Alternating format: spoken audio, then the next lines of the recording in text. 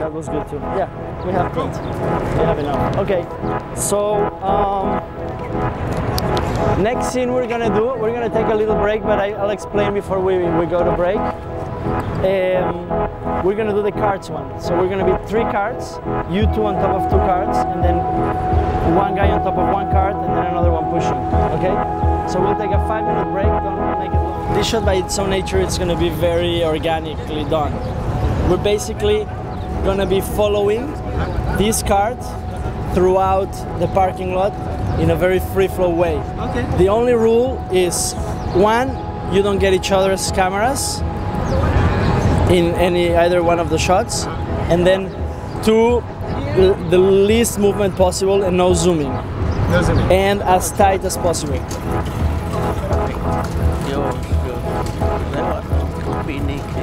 When I lived in Los Angeles, I was fixing a house and I started coming to the Home Depot to hire day laborers.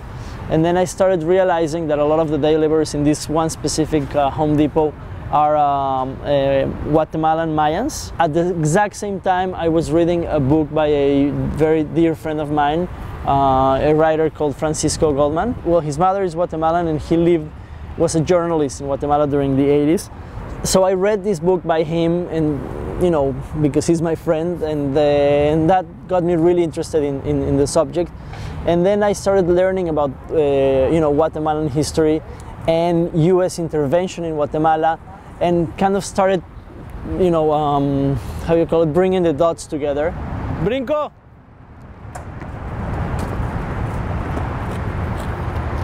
Brinco! The fact that these workers are here has a lot to do with like U.S. foreign policy, or has everything to do with the U.S. foreign policy. A lot of like very, very marginal indigenous Mayans were made to basically fight against themselves. A lot were forced to be in the military, and a lot kind of joined the guerrillas. So literally like brothers ended up like fighting against each other. And then coming here and talking to a lot of them, I started realizing that some of them fought for the guerrilla and some for the military. And now they coexist in the same parking lot, basically together. So that's when the idea came to maybe do a piece that would like somehow allude to war, and I would like separate the ones that fought for the guerrilla and the ones that fought for the military, and do this performative piece within the parking lot of the Home Depot, in which these 2 groups would be like abstractly confronted. Muerte cuida. Ya. Yes. Muerte cuida. I'm going to see some reflection from here. So just, you know, just keep on. Okay. I'm out of the frame there? Yeah. Okay, listos? Rolling? Rolling. Okay. Y acción.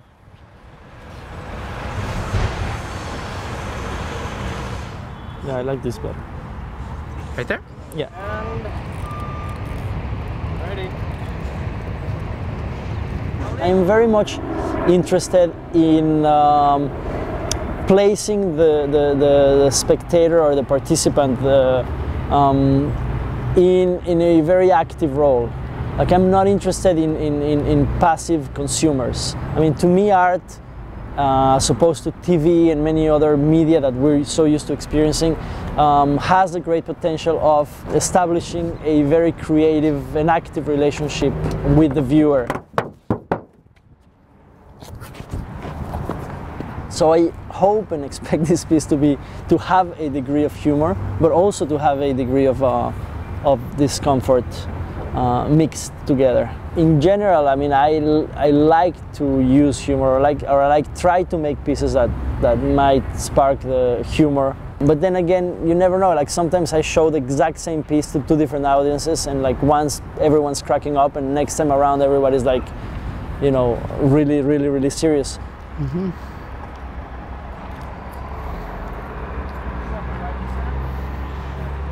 I don't know why there is this tendency in our culture and by our culture I mean it in the really broad sense, like here and in Mexico and in many places, to associate solemnity with depth and humor with shallowness.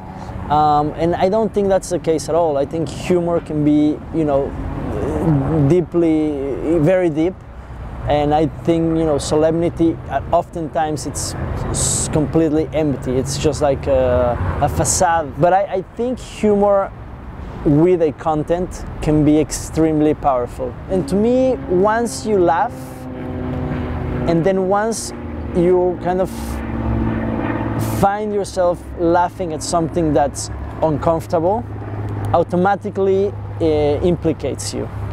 It does not leave you a way out anymore. You are already part of what you're watching. So that's why I'm very much interested in humor, and especially in humor to talk about issues that we're normally not so comfortable talking about.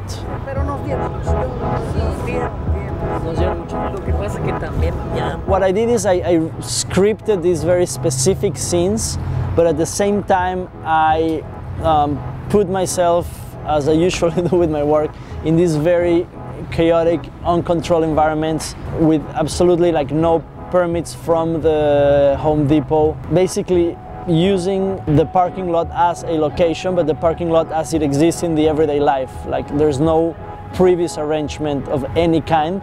So cars coming in and out, shoppers buying, etc., etc., security you have to deal with, etc., and then just seeing what happens. So it's like very scripted scenes that are basically unfolding in this very uncontrolled and chaotic environment.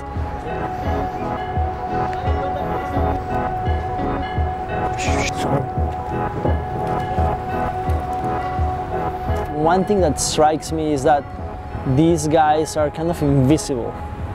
Their invisibility is something that strikes me.